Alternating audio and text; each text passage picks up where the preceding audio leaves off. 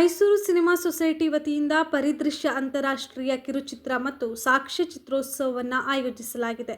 February 20, 21, 22ರಂದು ಮೈಸೂರಿನ ಮಹಾರಾಜ college ಮೈದಾನದಲ್ಲಿ ಈ ಅದ್ದೂರಿ ಕಾರ್ಯಕ್ರಮ ನಡೆಯಲಿದೆ. ಪರಿದೃಶ್ಯ ಚಿತ್ರೋತ್ಸವದ ಉದ್ಘಾಟನೆ ಫೆಬ್ರವರಿ 20ರಂದು ಶುಕ್ರವಾರ ಬೆಳಗ್ಗೆ 10 ಗಂಟೆಗೆ ನೆರವೇರಲಿದ್ದು, ಕಾರ್ಯಕ್ರಮದಲ್ಲಿ ಕನ್ನಡದ ಹಿರಿಯ ನಟ ಹಾಗೂ ರಾಜ್ಯಸಭಾ ಸದಸ್ಯ ಜಗ್ಗೇಶ್, ನಿರ್ದೇಶಕ ಪ್ರಕಾಶ್ ಬೆಳವಾಡಿ, ಲೇಖಕ ಜೋಗಿ ಗಿರೀಶ್ ರಾವ್ ಹತ್ವಾರ್, ಡಾಕ್ಟರ್ ವಿ ನಾಗೇಂದ್ರ ಪ್ರಸಾದ್, ನಟಿ ಕಾರುಣ್ಯ ರಾಮಗೌಡ ಹಾಗೂ ಲಾಸ್ಯ ನಾಗರಾಜ್ ಭಾಗವಹಿಸಲಿದ್ದಾರೆ. ಇನ್ನು ಅಂದು ಸಂಜೆ ರಾಜೇಶ್ ಕೃಷ್ಣನ್ ಮತ್ತು ಎಂಡಿ ಪಲ್ಲವಿ ಹಾಗೂ 21ರ ಶನಿವಾರ ಖ್ಯಾತ ಹಿನ್ನೆಲೆ ಗಾಯಕ ಹೇಮಂತ್ ಕುಮಾರ್ ಮತ್ತು ಲಹರಿ ಮಹೇಶ್ ಅವರಿಂದ ಸಂಗೀತ ಕಾರ್ಯಕ್ರಮ ಆಯೋಜಿಸಲಾಗಿದೆ. 22ರ ಸಮಾರೋಪದ ನಂತರ ಸ್ವರಾಗ ತಂಡದಿಂದ ಮ್ಯೂಸಿಕಲ್ ಬ್ಯಾಂಡ್ ಕಾರ್ಯಕ್ರಮವಿರುತ್ತದೆ.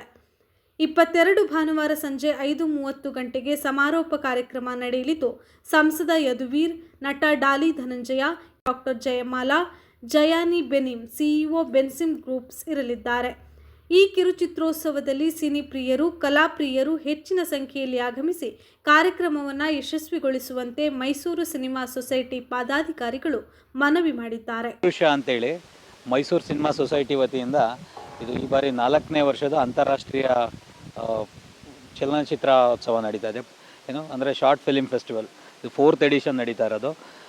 ಸುಮಾರು ನಮಗೆ 3200 ಮೂವಿಗಳು ಬಂದಿದೆ. ಸುಮಾರು ಒಂದು 120 ದೇಶದಿಂದ, ಬೇರೆ ಬೇರೆ ಭಾಷೆ, ಬೇರೆ ಬೇರೆ ದೇಶದಿಂದ. ಸೊ ಯಾವ ತುಂಬ ಒಳ್ಳೆಯ ಮೂವಿಗಳಿದೆ, ಒಂದು 30 ಮೂವಿಗಳಿಗೆ ಅವಾರ್ಡ್ ಕೊಡ್ತಾ ಇದ್ದೀವಿ. 20, 21, 22 ಮಹಾರಾಜ ಗ್ರೌಂಡ್ ಕಾಲೇಜ್ನಲ್ಲಿ ಕಾರ್ಯಕ್ರಮ ನಡೀತಕ್ಕಂಥದ್ದು. ಅಂದರೆ ಶುಕ್ರವಾರ ಬೆಳಗ್ಗೆ 10 ಗಂಟೆಗೆ ಶ್ರೀಯುತ ಜಗ್ಗೇಶ್, ರಾಜ್ಯಸಭಾ ಮೆಂಬರ್, ಕಾರ್ಯಕ್ರಮವನ್ನು ಉದ್ಘಾಟನೆ ಮಾಡಲಿದ್ದಾರೆ. ಅವ್ರ ಜೊತೆಗೆ ಪ್ರಖ್ಯಾತ ನಟರುಗಳು ಮತ್ತು ಸಮಾಜದ ಪತ್ರಕರ್ತರು, ದೊಡ್ಡ ದೊಡ್ಡ ಸಾಹಿತಿಗಳು ಭಾಗಿಯಾಗ್ತಾರೆ. ಶ್ರೀಯುತ ಜೋಗಿ ಅವರು, ಆಮೇಲಿಂದ ಗಿರಿಜಾ ಲೋಕೇಶ್ ಅವರು, ಆಮೇಲಿಂದ ಪಣಿ ರಾಮಚಂದ್ರ ಅವರು, ರಾಜಾನ ಸಿಂಗ್ ಬಾಬು ಅವರು, ಸೊ ತುಂಬ ಪ್ರಖ್ಯಾತ ನಿರ್ದೇಶಕರುಗಳೆಲ್ಲ ಕಾರ್ಯಕ್ರಮದಲ್ಲಿ ಭಾಗಿಯಾಗ್ತಾರೆ.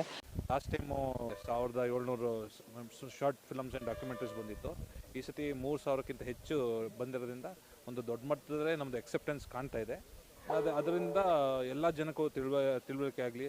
ಪ್ರಪಂಚದ 120ಕ್ಕೂ ಹೆಚ್ಚು ದೇಶಗಳಿಂದ 3500 ಕಿರು ಚಲನಚಿತ್ರಗಳು ಮತ್ತು ಸಾಕ್ಷ್ಯಚಿತ್ರಗಳು ಇಲ್ಲಿಗೆ ಬಂದಿರ್ತದೆ. ಸೊ ಇಲ್ಲಿ ಪ್ರಶಸ್ತಿ ಪ್ರದಾನ ಮಾಡುವಂಥ ಕಾರ್ಯಕ್ರಮ ಇರ್ತದೆ. ಕಲೆ ಎಲ್ಲರನ್ನ ಕೈ ಬೀಸಿ ಕರೀತದೆ. ಅದರಲ್ಲೂ ಸಿನಿಮಾ ಮತ್ತು ಸಂಗೀತ ಸೆರೆ ಹಿಡಿದೇ ಇರೋ ವ್ಯಕ್ತಿಗಳೇ ಇಲ್ಲ. ಸಮಾಜದ ಬಹುಪಾಲು ಜನರು ಅದರ ಪ್ರಭಾವಕ್ಕೊಳಗಾಗಿರ್ತಾರೆ.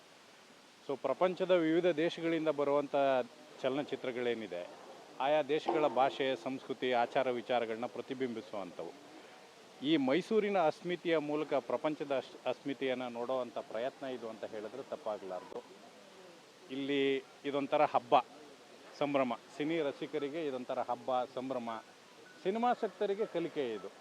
ಮಾಸ್ಟರ್ ಕ್ಲಾಸಸ್ ಇರ್ತದೆ. ರಾಷ್ಟ್ರ ಪ್ರಶಸ್ತಿ ವಿಜೇತ ಪಿ ಶೇಷಾದ್ರಿ ಅಂತ ನಿರ್ದೇಶಕರು ಮಾಸ್ಟರ್ ಕ್ಲಾಸ್ ತಗೋತಾರೆ. ಸ್ಕ್ರೀನ್ ಪ್ಲೇ, ಚಿತ್ರಕಥೆಯ ಬಗ್ಗೆ ಅಥಾರಿಟೇಟಿವ್ ಆಗಿ ಮಾತಾಡಬಲ್ಲಂತಹ ಗಿರೀಶ್ ರಾವ್ ಹತ್ವಾರ್, ಜೋಗಿ ಅಂತಲೇ ನಾಮಾಂಕಿತರಾದಂಥ 100ಕ್ಕೂ ಹೆಚ್ಚು ಪುಸ್ತಕಗಳನ್ನು ಬರೆದಂಥ ಲೇಖಕರು from story to screenplay ಅನ್ನೋ ವಿಷಯದ ಬಗ್ಗೆ ಮಾತಾಡ್ತಾರೆ. ಟಿಮ್ ಪೊಲಾಕ್ ಅಂತ ಹೇಳಿ ಒಬ್ಬ ಜಾಪನೀಸ್ ಪ್ರೊಫೆಸರು, ಅವರು ಕ್ಲಾಸಸ್ ತಗೋತಾರೆ. ಸೊ ಇದು ಒಟ್ಟಾರೆ ಇದೇನಂತಾರೆ ಮಕ್ಕಳ ಚಲನಚಿತ್ರೋತ್ಸವ ಇರ್ತದೆ. ಮುಖ್ಯವಾಗಿ 1-2 ಅತ್ಯುತ್ತಮವಾದ ಮಕ್ಕಳ ಚಲನಚಿತ್ರಗಳು ಪ್ರದರ್ಶನಗೊಳ್ತವೆ. ಪೋಷಕರು, ಶಾಲಾ ಕಾಲೇಜುಗಳು ಈ ಬಗ್ಗೆ ಗಮನ ಹರಿಸಿ ಮಕ್ಕಳನ್ನು ಕರ್ಕೊಂಡು, ಅತಿ ಹೆಚ್ಚಿನ ಸಂಖ್ಯೆಯಲ್ಲಿ ಮಕ್ಕಳನ್ನು ಕರ್ಕೊಂಡ್ಬಂದು ತೋರಿಸಿದ್ರೆ ಖಂಡಿತವಾಗಿಯೂ ಉಪಯುಕ್ತವಾಗ್ತದೆ. ಸೊ ಈ ಮಕ್ಕಳಿಗೆ ಉಪಯೋಗ ಆಗ್ತದೆ. ಸೊ ಇದು ಒಂಥರ ಹಬ್ಬ, ಸಂಭ್ರಮ ಮತ್ತು ಕಲಿಕೆ 3 ಸಮಾಗಮಗೊಂಡಿರುವಂಥ ಕಾರ್ಯಕ್ರಮ ಇದು. 3 ದಿವಸ ಸಂಜೆ ವೇಳೆ ಸಂಗೀತೋತ್ಸವ ಇರ್ತದೆ. ಪ್ರಖ್ಯಾತ ಗಾಯಕರಾದಂಥ ಎಂಡಿ ಪಲ್ಲವಿಯವರು, ರಾಜೇಶ್ ಕೃಷ್ಣನ್ ಅವರು, ಸ್ವರಾಗ ಅನ್ನುವಂಥ ಒಂದು ಪ್ರಖ್ಯಾತವಾದಂಥ ಟೀಮ್ ಬಂದು ಹಾಡ್ತದೆ 3 ದಿವಸ.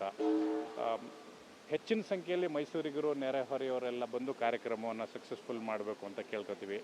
ಏನಂದರೆ ನಾವಿಲ್ಲಿ ಹೆಂಗಂದರೆ ಸಿನಿಮಾಗೆ ಯಾರ್ಯಾರು ಎಂಟ್ರಿ ಆಗಬೇಕು ಅಂತ ಅಂದ್ಕೊಂಡಿದ್ದಾರೆ ಅವ್ರಿಗೆ ಏಣಿ ಹತ್ತದನ್ನ ಹೇಳ್ಕೊಡೋದಕ್ಕಿಂತ ಏಣಿ ಯಾವ ಥರ ಮಾಡಬೇಕು ಅಂತ ಹೇಳ್ಕೊಡ್ತೀವಿ. ಆಮೇಲೆ ಹತ್ತೋದು ಈಸಿ, ಏಣಿನ ಹೆಂಗೆ ನೀವು ಕಟ್ಟಬೇಕು ಅನ್ನೋದನ್ನ ನಾವು ಹೇಳ್ಕೊಡ್ತೀವಿ. ಸುಮಾರು ಜನ ಎಲ್ಲ ದೇಶದಿಂದ ಬರ್ತಾ ಇರೋದ್ರಿಂದ ಅವ್ರಗಳಿಗೂ ಸ್ವಲ್ಪ ಒಳ್ಳೆ ಎಕ್ಸ್ಪೋಜರ್ ಸಿಗುತ್ತೆ. ಹಾಗಾಗಿ ಅವ್ರಿಗೆ ಮತ್ತು ಒಳ್ಳೆ ಜನಗಳ ಸಂಪರ್ಕ ಆಗ್ತದೆ, ಬೇರೆ ದೇಶಗಳ ಜನಗಳು ಸಂಪರ್ಕ ಆಗ್ತದೆ.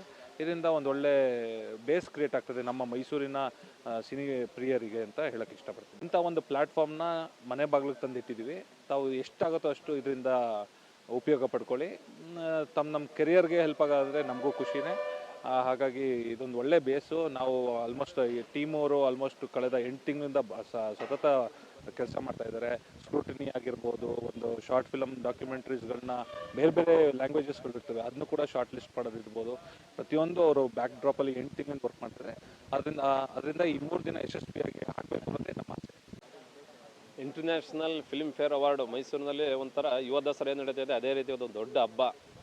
ಸಿನಿ ಕಲಾವಿದರಿಗೆ, ಸಿನಿ ಪ್ರೇಮಿಗಳಿಗೆ, ಮೈಸೂರಿನಲ್ಲಿ ಇರ್ತಕ್ಕಂಥ ಎಲ್ಲ ವರ್ಗದ ಜನರಿಗೆ ಇದೊಂಥರ ಯುವ ದಸರಾ ಥರ ನಡೀತಾ ಇದೆ.